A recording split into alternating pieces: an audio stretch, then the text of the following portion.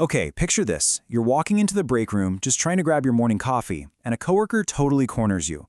Before you even know what's happening, they're launching into this highly critical, toxic rant about someone else on your team. You instantly feel that sudden, uncomfortable pit in your stomach, right? You really don't want to agree and validate all that negativity. But at the same time, you don't want to sound like some judgmental, holier-than-thou killjoy by just telling them to shut up. So, what exactly do you say when someone tries to drag you into their toxic workplace drama? Well, in this explainer, we're going to equip you with a practical, highly effective behavioral toolkit. We'll be looking at the exact scripts, the psychological tactics, and the necessary mindset shifts to help you navigate office negativity like a pro.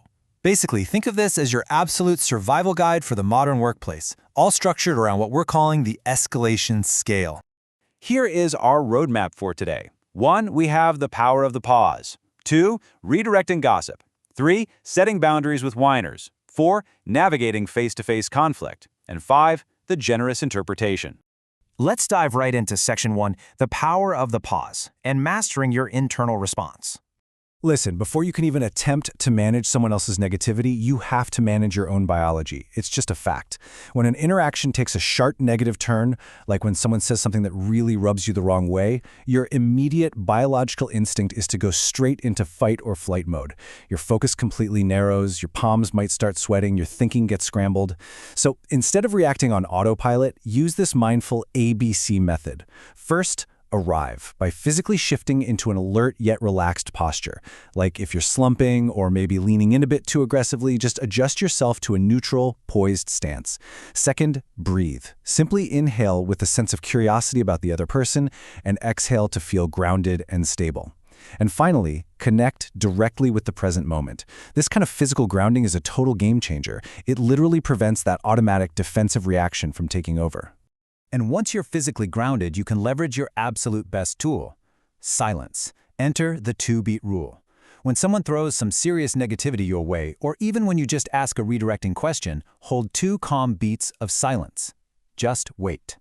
In neuroscience, silence actually creates psychological space. The brain interprets your intentional silence as total confidence. This gives your words massive impact, while simultaneously signaling to the other person that you are completely self-possessed and in control of the situation. Moving on to Section 2, redirecting gossip, which is all about diffusing low-stakes negativity.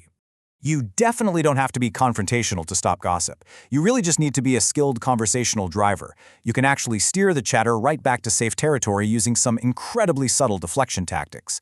For instance, if someone is mercilessly criticizing a colleague's outfit, just offer a genuine compliment instead. You could say, I actually really admire her confidence in pulling off bold patterns. Or you can just drop in an intriguing fact.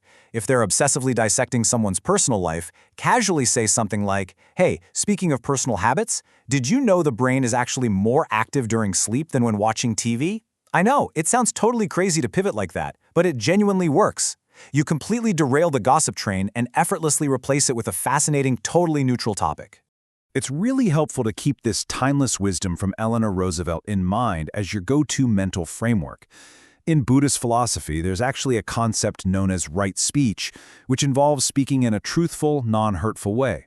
So whenever you feel the conversation slipping into that small mind territory of just discussing other people, view it as a personal challenge. Actively elevate the dialogue right back up to ideas or events.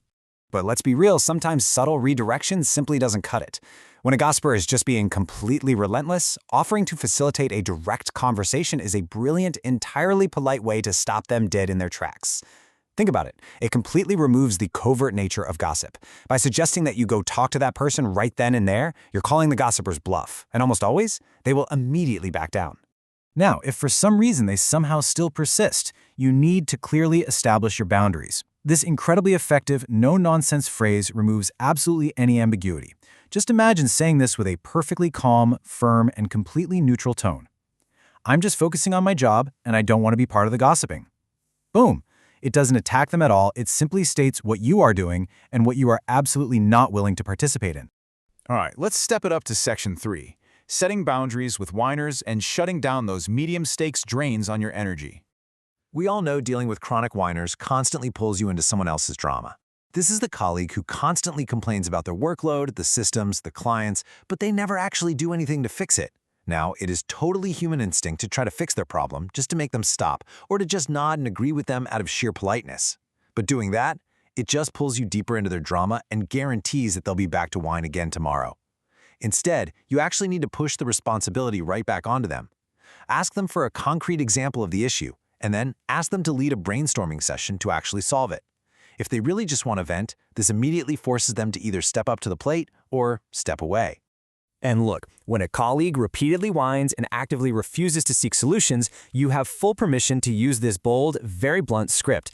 It might feel incredibly uncomfortable to say out loud, but chronic whining is a massive energy drain on you. Setting a hard boundary protects your own mental wellness and your productivity. That tiny bit of short-term discomfort absolutely yields long-term peace. This brings us to Section 4, Navigating Face-to-Face Conflict, where we handle those really high-stakes interactions. So, conflicting ideas can actually produce highly positive outcomes in a workplace. But when that conflict becomes deeply personal or unbalanced, managing your own energy becomes absolutely critical. Rather than relying on toxic office hearsay or just sitting there stewing in resentment at your desk, you really must respectfully confront the issue head-on. Go directly to the source. Ask for the facts so you can understand the actual reality of the situation rather than the wild narrative you've probably built up in your head. Face-to-face interaction dramatically reduces the kinds of misunderstandings that so often fester over an email or a Slack message. To resolve conflict successfully, you really must practice the stoic art of empathic listening. When you're confronting someone, you have to resist that overwhelming urge to immediately jump in, interrupt them, and defend yourself. This ties right back into the power of the pause we discussed earlier. Ground yourself and listen with the singular, focused intention of understanding what they're actually trying to express.